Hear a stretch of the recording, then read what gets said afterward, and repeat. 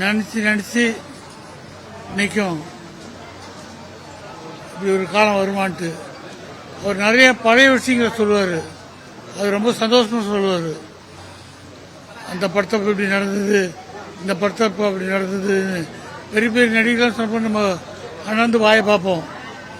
இனிமே ஐயா அவங்க என் கூட பேசினது, அவங்க நடந்ததுக்கெல்லாம் நினச்சி பார்த்தா நம்ம நிம்மதி தேடணும். அவர் டேபிளில் உட்காந்துட்டே இருப்பார். ஷூட்டிங் ஸ்பாட்டில் இருக்கவங்களுக்கு என்னென்ன விஷயம் தெரியுமோ அதை விட அவருக்கு அதிகமாக தெரியும்.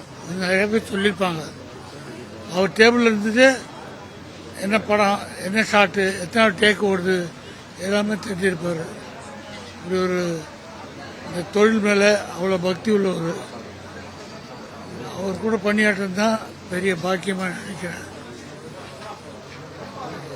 ஒரு மரணத்தை நமக்கு வலிக்குது. இறைவன் அவருக்கு